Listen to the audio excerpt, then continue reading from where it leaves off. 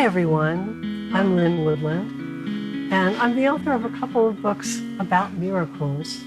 The first one is Holding a Butterfly, an experiment in miracle making.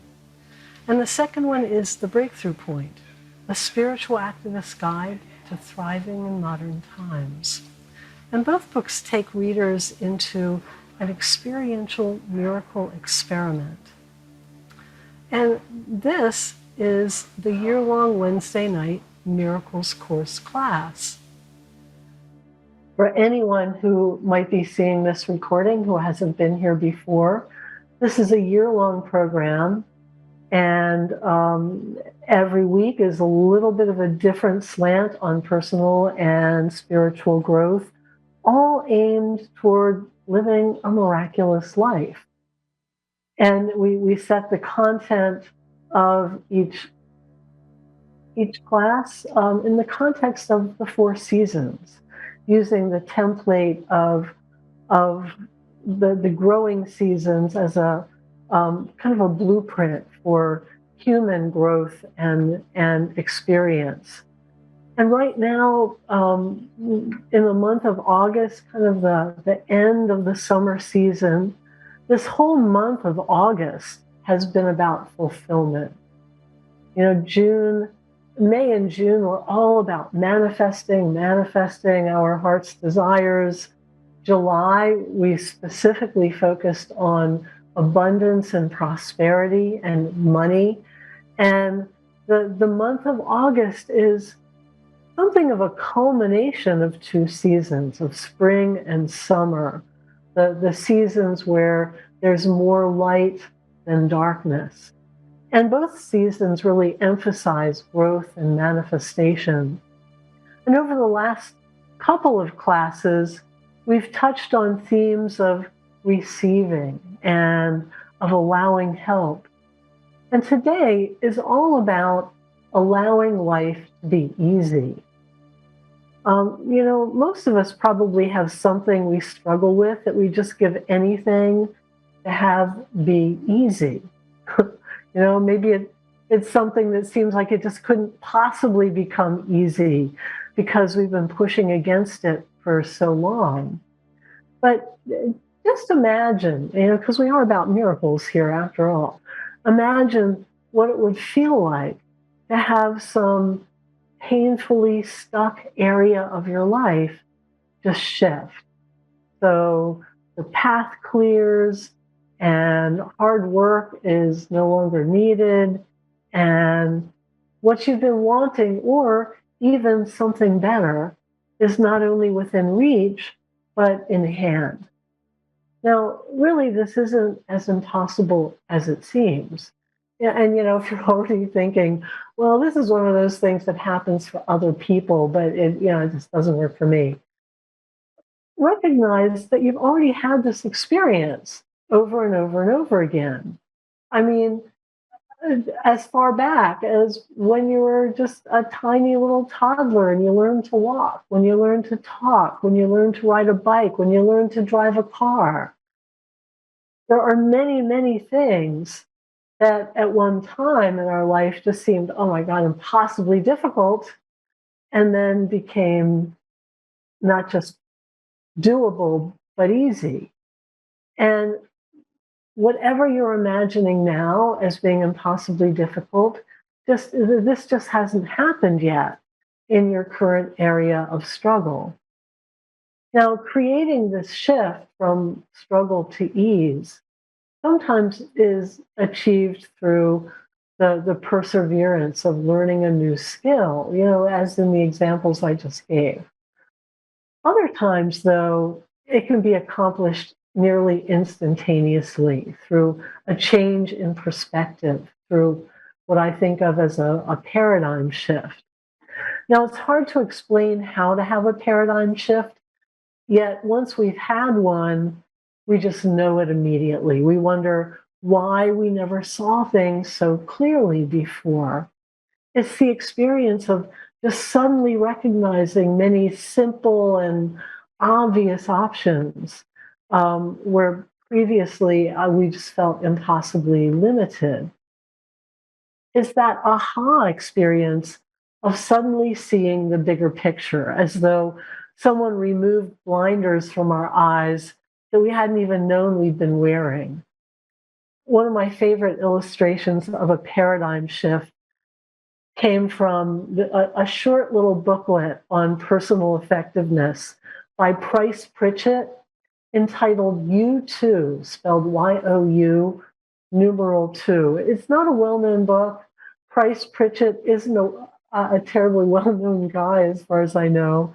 But I love this metaphor that he wrote. He actually described watching a housefly bashing itself to death, trying to get outside through a screen window. And all of its limited housefly sensibilities told it that, straight ahead was the most direct route to freedom.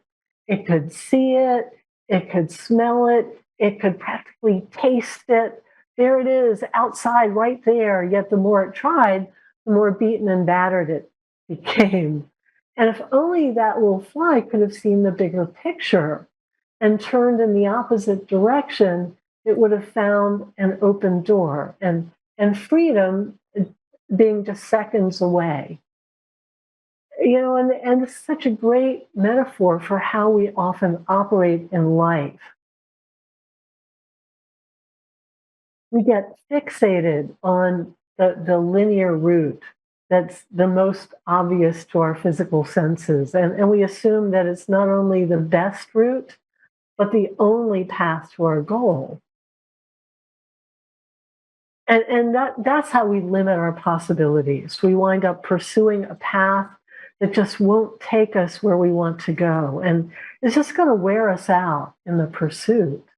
But paradigm shifts come when we expand our consciousness. And, while there's just ever so many techniques and spiritual practices all designed to facilitate consciousness expansion, ultimately expanding consciousness isn't about doing anything. It's all about being. So, no amount of exercises and activities are guaranteed to bring it about. In fact, the concept in and of itself requires a kind of a paradigm shift to comprehend, just because our culture so worships doing as the path to achieving all outcomes, even spiritual ones, as in, if I meditate long enough, eventually I'll become enlightened. Well, not necessarily. We could meditate all day long. And if we're meditating as just like an exercise in doing, it's not going to take us there. A shift in consciousness just can't be measured in exercises performed or time elapsed. Think back again to that housefly metaphor. Increasing effort just wasn't effective. A new approach was required. Flexibility, openness, and vision. These are the things that lead to a paradigm shift, not necessarily hard work. And expanding consciousness has much more to do with how we experience the moment, how we choose to perceive the world around us. So while there's no sure linear route to a paradigm shift, well, here we are. We're going to do an exercise that can sometimes successfully trick our little housefly mind into seeing things differently. So here we go. Step one, identify an area of your life where you feel stuck and you'd like to experience more of, more ease. You'd like to let go of struggle and feel that life is easier.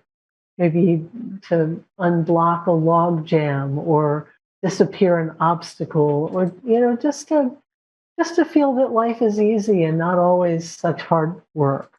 See if you can identify, one particular area where you'd like to create ease. And if there's a lot of areas, really choose one, picking the one that rises to the top in having the most emotional charge, the one that is the most bothersome. And I suggest taking a moment now to actually write that down. Writing something down can really bring clarity to an intention and start um, creative energy or the energy of change flowing more efficiently. So take a moment and just jot down an area of life that you would like to create more of an experience of ease. I'll give you a moment with that.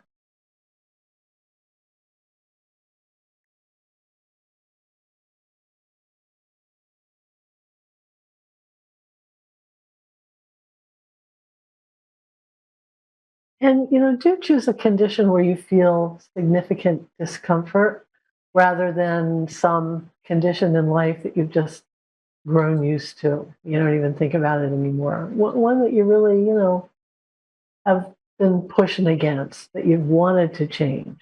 And as you identify what that is, give some attention to the payoffs that remaining stuck might have for you. As we've touched upon here before, any condition that causes us some misery and yet it persists is bound to be serving us in some way. And if not for the payoffs, we would have found a way to change. Payoffs aren't necessarily all that obvious or easy to spot. Sometimes we, in a very unconscious way, fill our lives with energy draining obstacles because on some level we're not ready for the responsibility, the risks, the change, the expectations others might have of us that would come with what we think we want. You know, sometimes being in the role of victim or of needing help or, just remaining small rather than, becoming our larger self allows us to feel safe, receive help, get attention, get love, have any number of different gains that we wouldn't get otherwise. Sometimes a painful condition is forcing us to choose more healthful priorities. Sometimes an illness will do that, will force us to stop doing things that have really not been serving us, maybe for a lot of years. We just have to reorganize a lot of life priorities. Um, Sometimes crises, illnesses, challenges are forcing us to develop strengths, to pull things up from deep inside of us we might not have gotten to otherwise. Or a challenging situation might preserve a familiar identity or lifestyle so that we don't have to stretch and grow. Because there's always some discomfort in growing, even in growing in the direction we want to grow. There's always a little bit of discomfort in coming out of our, comfort zone. Sometimes the misery we're used to is more comfortable than the bliss and ecstasy we've never known. And as you give some attention to this, as you maybe identify some of the payoffs in your own situation, then it's important to give some thought to whether you're willing to live without them. Because as long as we need the payoffs of a painful condition, we will unconsciously hold it in place. We've done some deep dives into that subject here before, and we'll do some more deep diving into it in the fall, in September, in fact, I believe. we'll, look at that again. But, for now, just reflect a bit. Look at the challenge in your life that you'd like to make easier, and ask yourself, what's it doing for you, and are you willing to live without whatever that payoff is?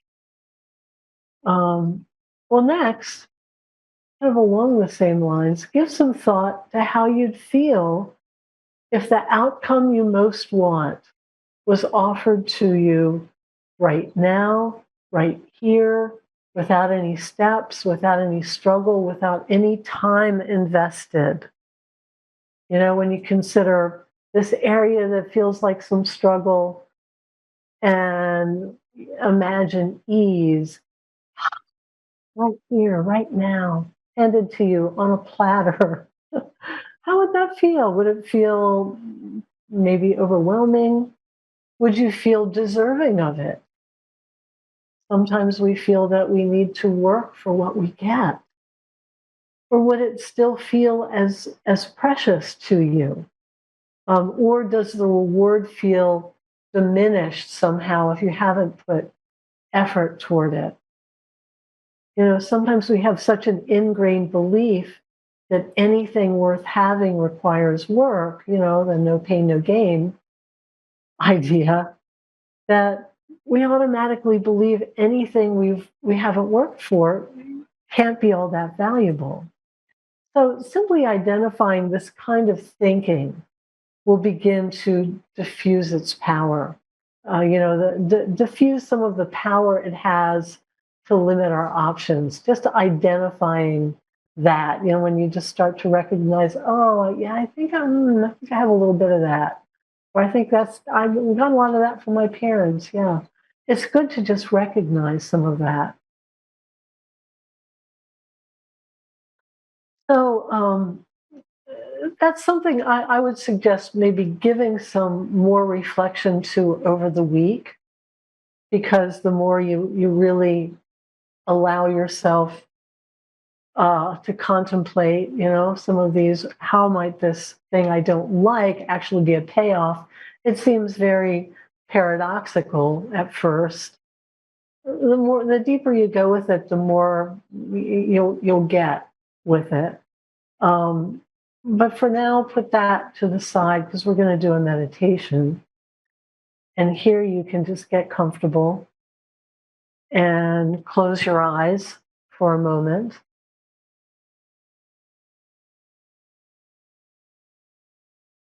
And just take some deep breaths to help you relax.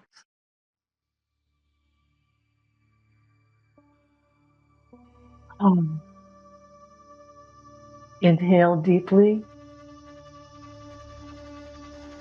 and exhale just as deeply.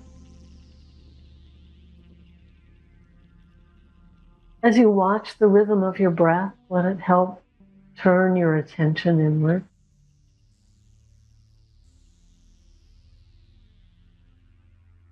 Let it help relax your body, quiet your mind.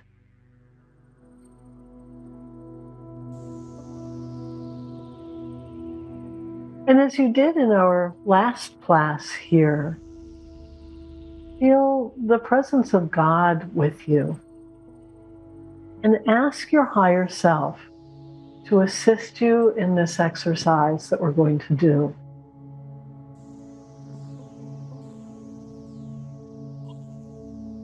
Take a moment with that, and just feel the presence of something, bigger than your linear, rational thinking.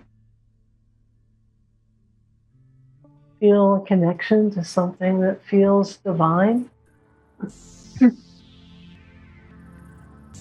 ask to be guided and assisted.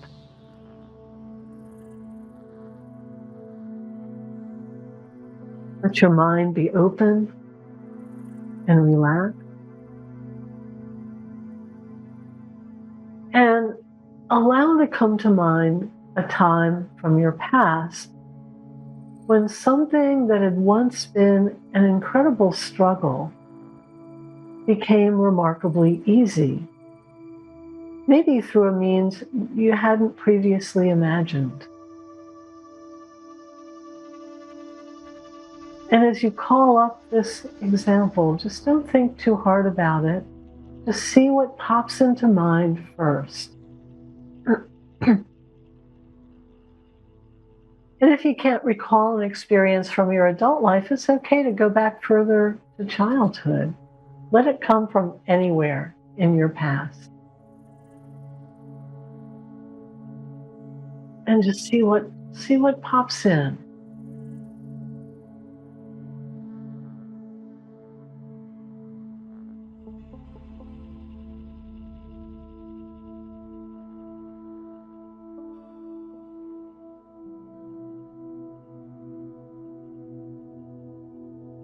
And trust that your higher wisdom is putting this particular experience into your mind rather than any number of others that could have come to you, because this one holds some keys for how to resolve your current situation. So see what's there. See what's there.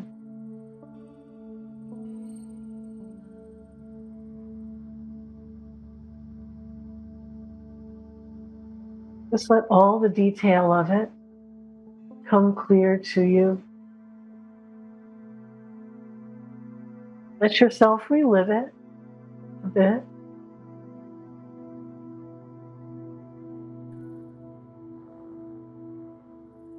And imagine that in some way what you did then can be applied to your situation now. So ask yourself, what did you do in this previous situation that changed it? Did you develop a new skill? Did you let other people help you? Did you open to an option you'd been previously resisting? Did you just relax and let yourself forget the struggle for a while so that when you looked at it again, it easily resolved?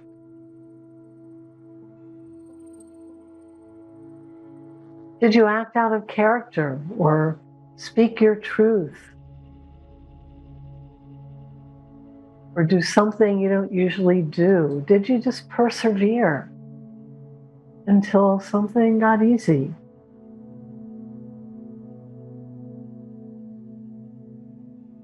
Did you say yes to some little intuition or inspiration?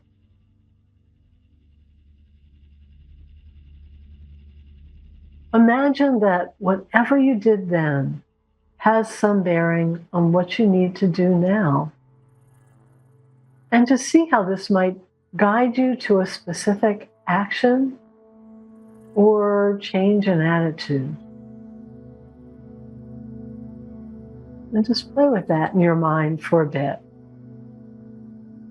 How can you do what you did then in some way in your situation now?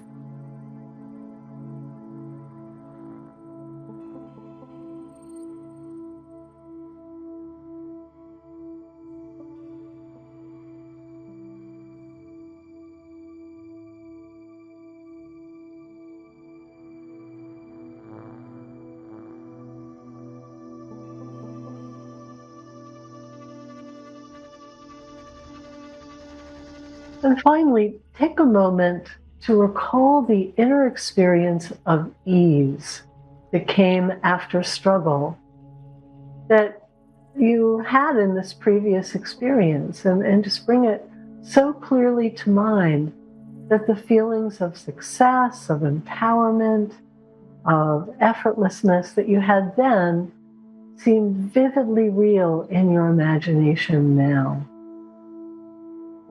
And imagine feeling the same way in your current situation. See yourself having already resolved it and You're looking back on your time of struggle as though it's already faded into the past.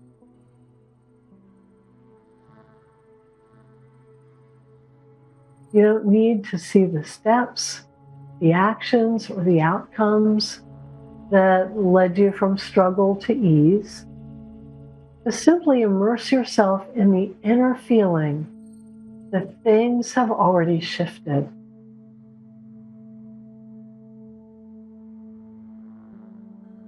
And just relax into that feeling of ease. Enjoy it. Just be in it.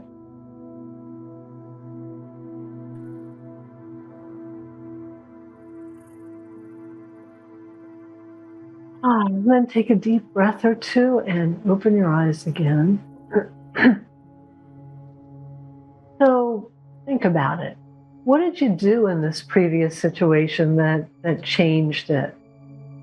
And how can you apply this to your current experience? Did you develop a new skill? Did you let other people help you? Did you open to an option you've been resisting? Did you just relax, let yourself forget the struggle for a while so that when you looked at it again, it just easily resolved? Did you act out of character or speak your truth or do something you don't usually do? And really consider that whatever you did then has some bearing on what you need to do now, or this particular experience wouldn't have come up for you. See how this might guide you to a specific action or change in attitude. After doing that exercise, it becomes important to let go of, trying to have a paradigm shift. And instead, focus attention on times in life when, we did in fact have exactly what we need show up in some effortless way, through synchronicity and grace, where something that just came to us, maybe without any planning or effort on our part. I had a great example of this. I could share many examples that people have told me over the years, but this one I particularly love. A woman in my group shared a time when she really wanted to go on vacation, but she couldn't find anyone to go with her. And, it felt really out of her comfort zone to just go on vacation by herself. But instead of just giving up on her vacation, she decided, the heck with it. I am just going to go by myself. And at the airport, when she was boarding her plane, she just happened to run into an acquaintance and her family who just happened to be going to the same place as she was for the same length of time, even staying at the same hotel. They were going on the same vacation, on the same plane, everything. And she wound up spending her entire vacation with this acquaintance and her family. And she had a wonderful time, and she turned this superficial relationship into just lasting friendships with the whole family that continued after the vacation was over. And that's a really wonderful example of just grace, of just receiving via serendipity something wonderful that we didn't plan for, that we didn't seem to have any control over. And we've all had them, in life. We may call them, oh, that was just luck. That'll never happen again. And yet, we have some connection to those fortunate coincidences. So be aware of what your thinking has been around these experiences. Do they give you confidence in your ability to just call forth things in this effortless, miraculous way? Do they give you faith that coincidence can work in your favor?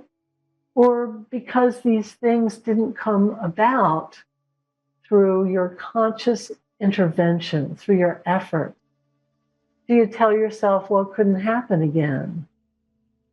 Now, if the latter is true for you, you're saying, well, that was just luck, couldn't happen again. Ask yourself, well, why not? If it happened once, it's probably happened more than once.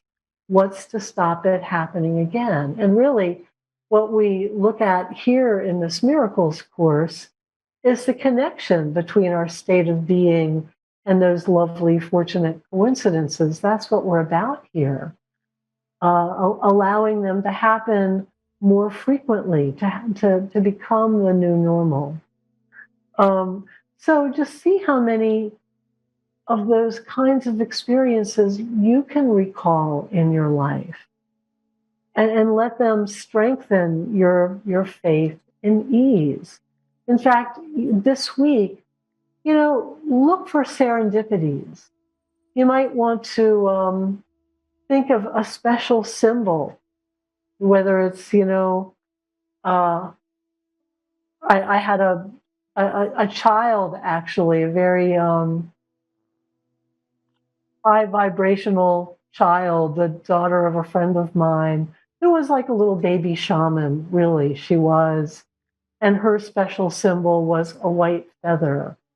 And she would have these remarkable experiences of white feathers showing up in very meaningful moments.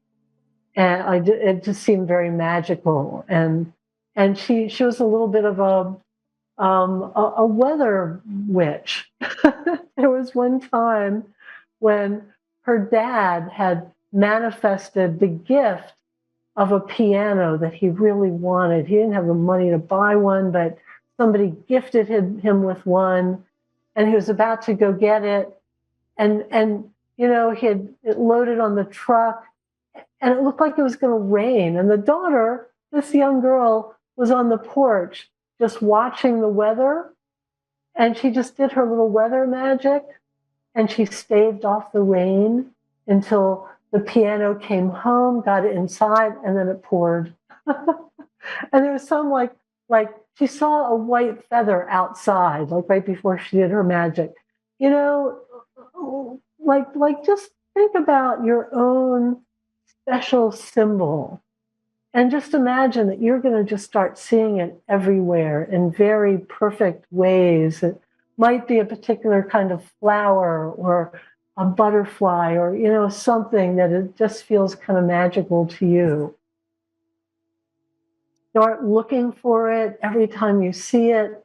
Let it be a little message from God that magic is, and you are vibrating at the realm of calling in the miraculous, those wonderful coincidences that are all about life operating in your favor instead of against you. And let magic be more a part of your life, the wonder and magic of life. Really be aware of it this coming week. And as our collective understanding of reality undergoes a paradigm shift, where we're moving from the mechanical, predictable Newtonian model, where everything can be quantified and measured and predicted, to the much more fluid, interconnected quantum model, where everything is just one big energy soup and things can just pop into being, and everything is very connected to consciousness. As we start to move into that newer reality paradigm, our options for impacting the world around us expand. Understanding what we can't see is at the heart of this shift. The old paradigm works according to the laws of the solid, visible world that we know with our physical senses. And accomplishing something at this level requires, forming a goal, then a plan, taking action, applying effort, going step by step, following a linear route to an outcome. And there's a lot of waiting involved. We're waiting for the opportunity to take physical action.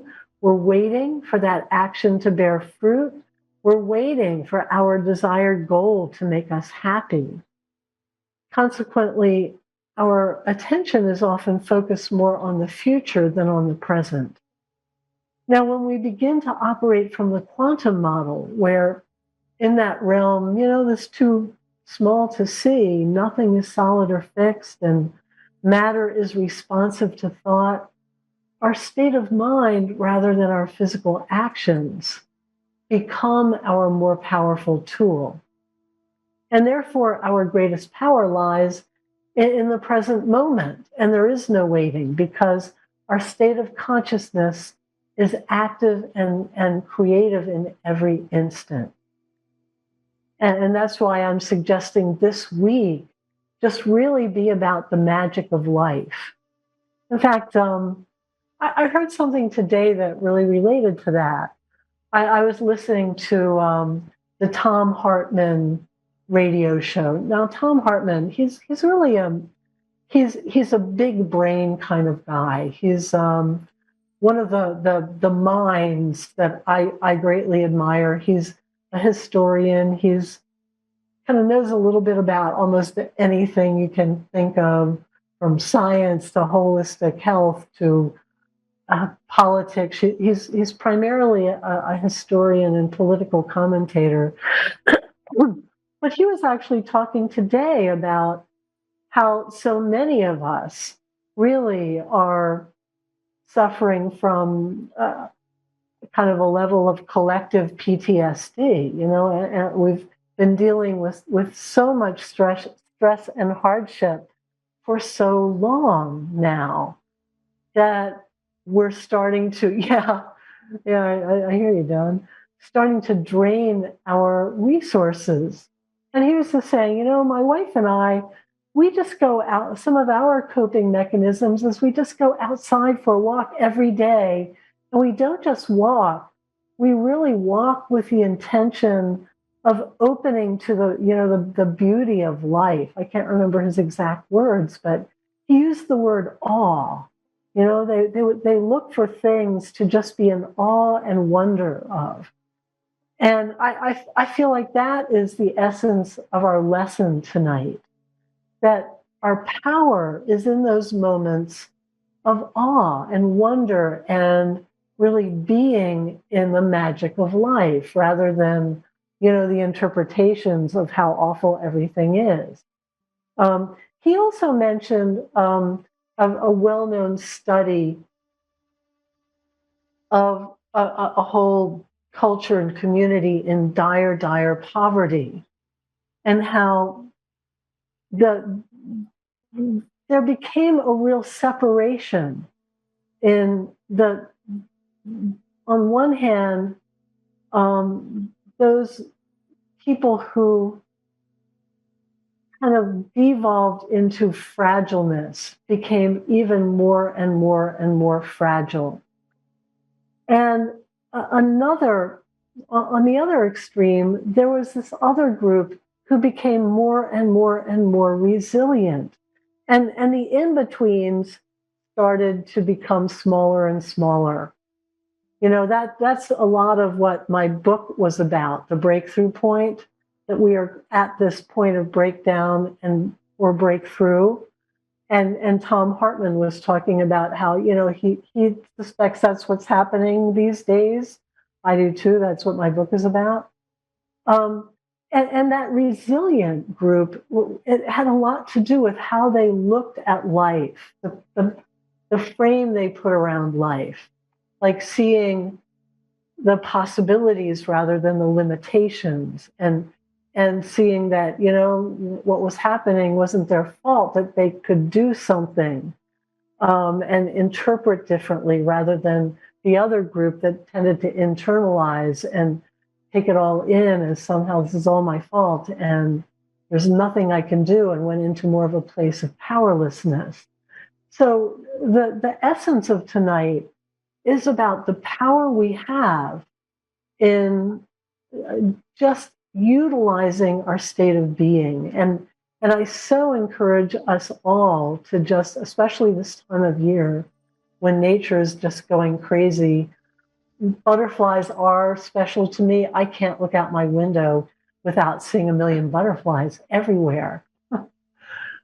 Find your points of wonder and let it just bring you into that high vibrational state where you will be calling forth magic and miracles and ease. Um, it's there's no limit to what we can create in the moment. Simply living in the moment as fully and richly as possible is powerfully creative. And this is when we experience those miraculous coincidences and lucky breaks that are difficult to explain in the context of visible world reality. In fact, here's a great example. A friend of mine, after being unemployed for several years due to a bout of illness, decided it was time to work again. Now, the prospect of finding an appropriate job that would interest her, that would use her creative skills, and accommodate the physical limitations she still had just seemed daunting. And she was doing nothing really that you would think would be practical and sensible to find a job. She wasn't scouring want ads. She wasn't updating a resume. She wasn't going on job interviews. She really just devoted her attention to prayer. She focused on releasing her fear that she wouldn't find what she needed.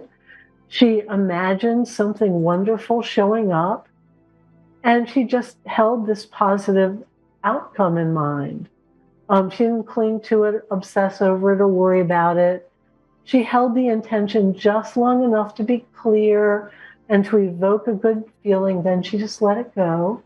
I always think, let it go like you'd let go of a little butterfly that lit in your hand, It lights there. You just have this moment of awe and wonder. And isn't that just amazing? Then you let it go. And then one day she and I were out together. We were just having a little, girls' day out. And we were just driving down the street that we didn't usually drive down. And she just felt compelled to pull over and stop and explore a little shop that neither of us had really seen before. And this store sold, among other things, really beautiful jewelry that was kind of similar to the jewelry that she made herself. And she got to talking to the shop employee and discovered that much of the store's jewelry was actually made in a factory upstairs, and they were desperately in need of a new jeweler. They were very short-handed. So she quickly just applied and got the job. It was like, yes. She was like their little miracle too. And the job just satisfied her desire for fun, creative work. She just wasn't willing to take any old job. It gave her supportive coworkers. It also gave her really flexible hours because she became so valuable that she basically set her own hours. She came in when she said, when she wanted. She left when she wanted. They were happy to have her under any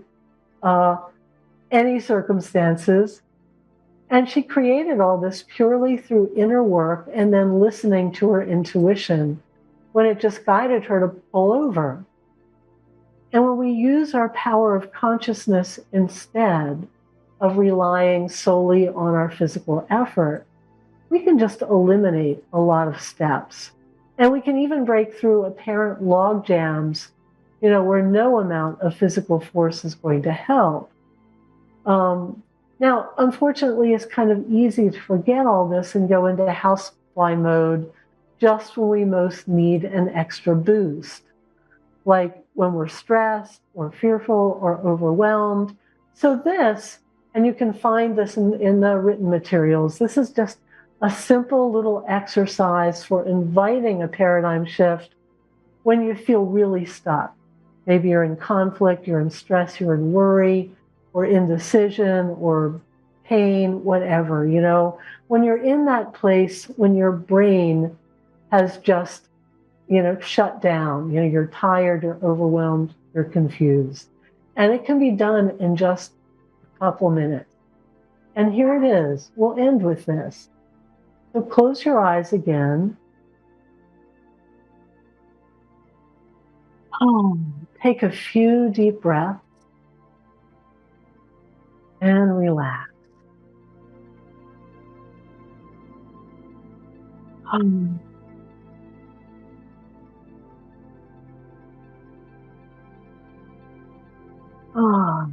Just stop thinking about your life. Stop worrying. Stop trying. Stop controlling. Let your shoulders drop. Let the muscles in your stomach relax.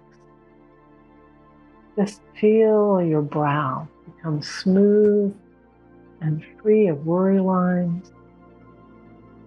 And say to yourself whatever words feel like your own. Rephrase this however works best for you. I am willing to let this burden be lifted. I am willing to be at peace and let my highest good unfold. I'm willing to turn this over to a higher power and trust Spirit to provide the best outcome for all concerned. Don't worry about how. That's part of what you've just turned over. Just imagine a heavy weight being lifted from your shoulders. And enjoy the feeling. And that's all there is. Now just let it go. And be open. Be open to any thoughts, any feelings, any inspirations that may come either immediately or later. Don't expect answers to come right away. They'll come when you're ready. And truly, it only takes the smallest willingness, the smallest step out of the collective delusion of fear and limitation for everything to change. So, why wait until we're exhausted? Let's just start right now. I think I may have worked with this Bible passage before here, but I'll say it again. This is Matthew 7:7. Ask and it will be given to you. Seek and you will find. Knock and the door will be opened to you. For everyone who asks receives. He who seeks finds. And to him who knocks, the door will be opened. I think we worked with that last session, in fact. It's a spiritual law, not just a little Bible passage, spiritual law. So on that note, my friends. Hi, everybody. I'm Lynn Woodland, and I'm experimenting a little with a new way of delivering a personalized, intuitive message to any of you who want one. I love being with you live. I'm sorry I can't be there, but I know how powerful synchronicity is when we ask for a message with sincere intent. We do get it, and I trust that these messages are going to be right on for you.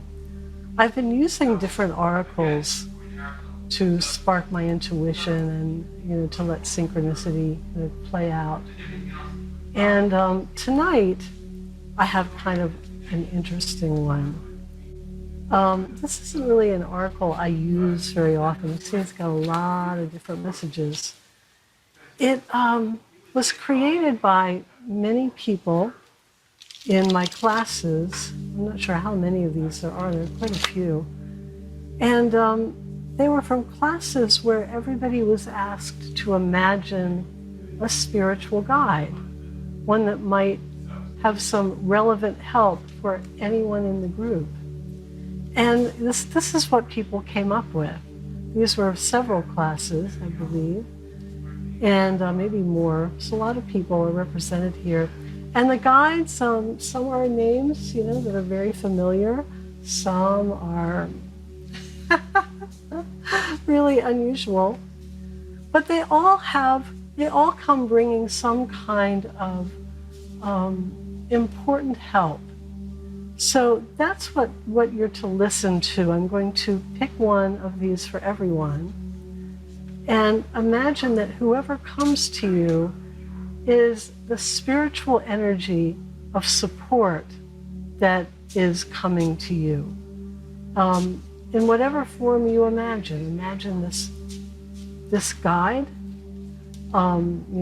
this actual guide, or just imagine this energy is really there for you, that Spirit is somehow providing this to you to take you to the next step.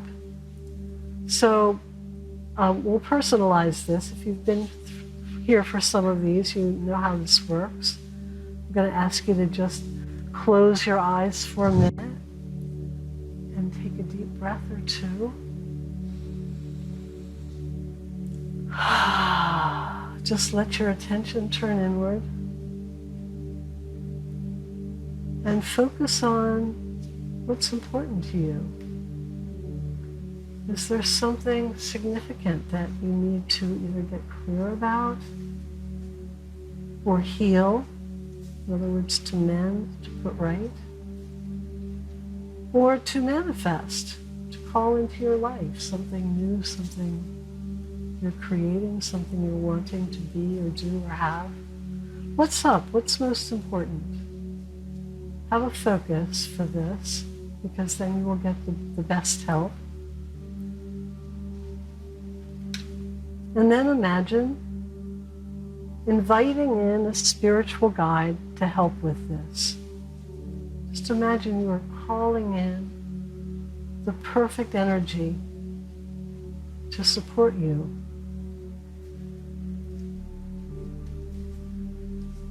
And then pick a number between 1 and 12. 1 and 12. Let it come easily. Don't think about it. If there's more than one number competing for your attention, that's okay. You can hang on to both of them. You might actually need 2 messages. But let one of the numbers step forward as the most important, even if there is a secondary one. And then write your numbers down. Write them down. Even if you don't have paper and pen, just write them in the air. Do something so that you really crystallize them in your mind. Okay, if you picked number 1, the guide who wants to help you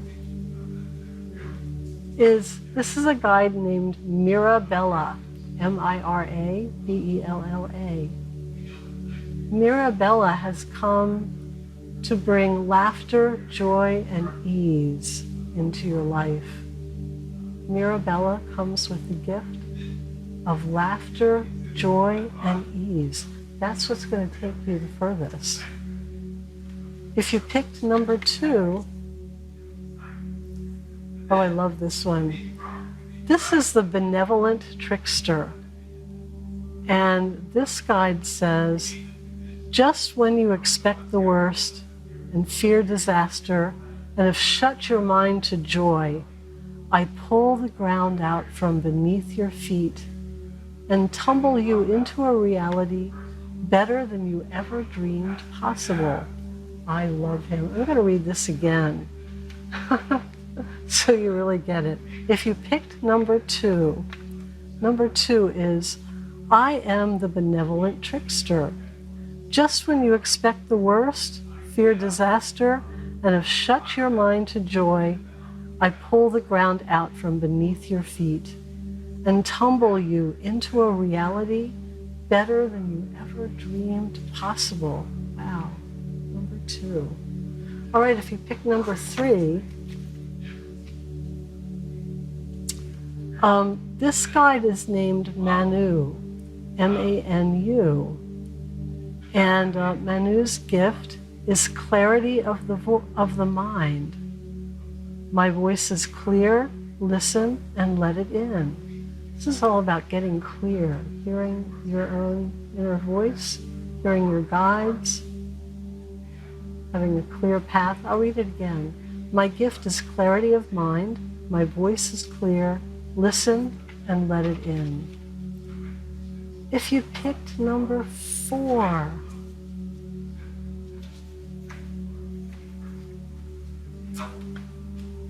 oh, you got Jesus. And he's bringing the gift of miracles. I love this. Jesus with the gift of miracles. If you pick number 5,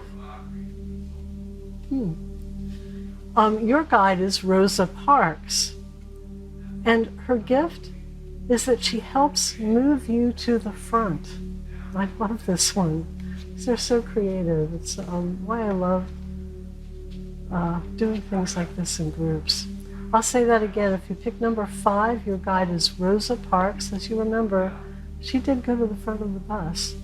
And her gift is to help you move to the front. If you pick number 6, if you pick number 6, your guide is Pete Seeger. Remember him?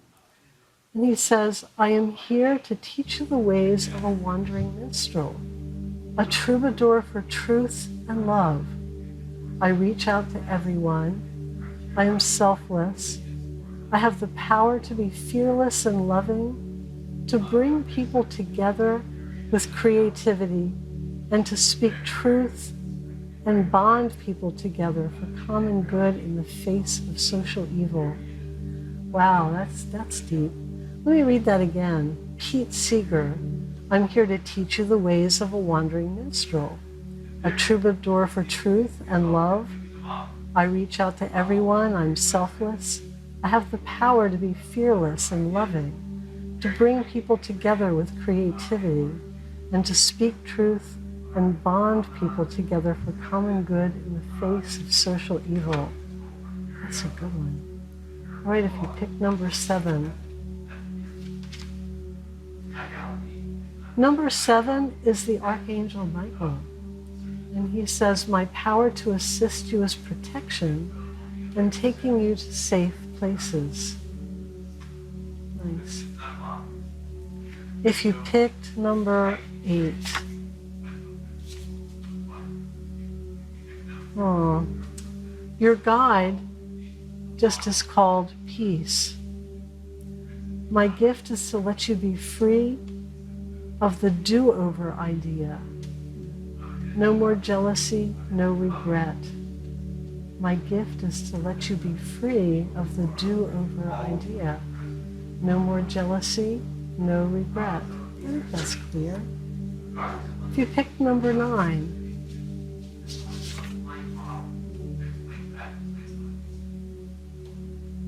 your guide is named Rafaela, and that's spelled Raffaella, Rafaela. My gift to assist you is in presence, goddess energy, strength, confidence, poise, feminine nurturing energy, with loving compassion. I'll read that again. My gift to assist you is with presence, goddess energy, strength, confidence, poise, feminine nurturing energy, with loving compassion. Now if you pick number 10, number 10 is just called Sprite. And Sprite brings the power of being joyful, mischievous, tiny fairy sprite, whose gift is humor, mischievous fun, and raucous laughter. I'll read that again. I don't think I read it right the first time. I am Sprite. I am a joyful, mischievous, tiny fairy sprite. My gift to you is humor, mischievous fun, and raucous laughter. Oof. didn't read that very well, but I like it a lot. You picked 11. Your guide is Archangel Raphael, who has come with the power of healing. Healing. Archangel Raphael brings healing.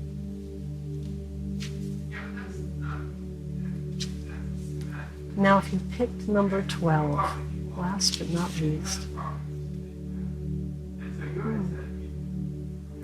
Interesting. This guide is named Sasha Fierce. That's S-A-S-H-A, capital F-I-E-R-C-E. Sasha Fierce. My power is almighty and everlasting and not to be outdone. Let your voice be heard. I think that would be a roar. I'm Sasha Fierce. My power is almighty and everlasting and not to be outdone. Let your voice be heard. Well, that's all of them. There were some excellent guides who came up. And I hope you wrote that down. If not, this is a recording so you can go back and listen again. Take these guides to heart.